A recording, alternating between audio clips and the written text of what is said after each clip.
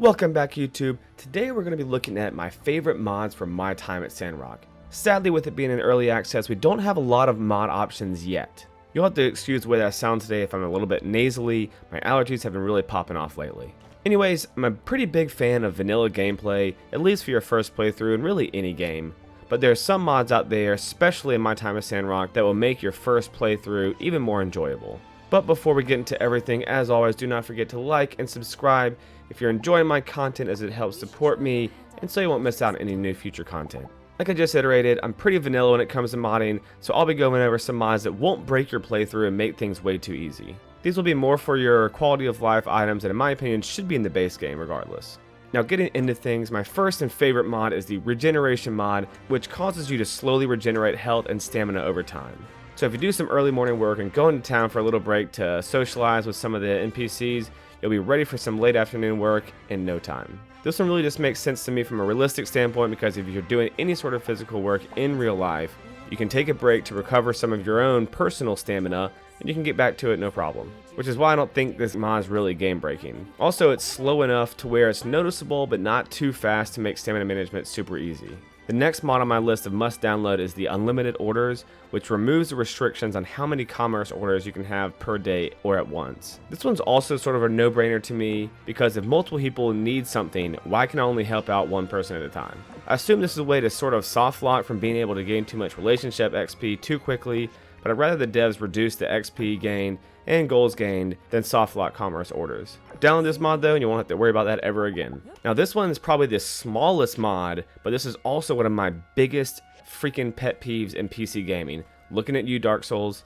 But when games don't give you the option to quit directly to desktop. Like I said, small mod, doesn't really affect any gameplay, but it's a huge quality of life item that I highly recommend downloading. The next mod I recommend is Unlock Doors, which allows you to ignore door schedules in town, letting you enter buildings at whatever hour of the day, or ignore relationship status when we're opening private rooms and buildings. Both can be disabled or enabled separately, because I generally like to enable the exterior door schedules and disable the relationship status, because some things like the commission board should be outside of the building as is, so tying the commission board to being locked in a building at a certain hour doesn't really make sense to me. Other than that though, it's not that bad, because most homes and stores stay open till 10 o'clock and open at 7 a.m. So it's not really super necessary mod, but the whole commission board things makes it worth its while. But if the devs decide to move the commission board outside, which is what I think they should do, then I'd be a lot more inclined to ditch this mod. Now these next two mods, I sort of debated on whether or not I wanted to talk about these ones, because they're kind of teetering on the edge of being quality of life fixes and slightly game breaking. When I say game breaking, I mean making things a lot easier. But I'll go over them anyways and let you decide. The No Sleep mod is definitely somewhat game breaking in terms of how the game wants you to play the game. But if you're a super casual player and don't want to have to worry about going to bed late and not receiving the rejuvenated buff the next morning, then this one is perfect. For those of you who don't know, if you go to bed before midnight, you get a buff each morning whenever you wake up. If you go to bed after, you won't receive it, and other NPCs will comment on how tired you look. So overall, I do like this mod. I don't see myself really abusing it and pushing it to 7 a.m., but I do like the fact that you're not super stressed out to get back right at noon or you lose your buff. Now this final mod, I probably would not recommend for a brand new playthrough, which is the Map Teleport mod. My time at Sandrock is a pretty cute game with fun aesthetics, so I personally wouldn't want to miss out on the full exploration that you would be missing out if you teleported everywhere. I would really only recommend the mod if you're on your second playthrough or at a very grinding part of the game.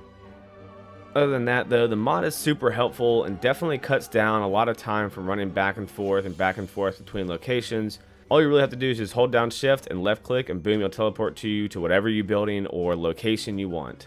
Anyways, that's my list of mods I recommend downloading for your playthrough. Like I mentioned before, with this game being early access, I'm sure we'll see a lot more mods coming through as the game kind of continues in development and gets closer to its actual full release date, similarly to how we have Stardew Valley with a boatload of mods.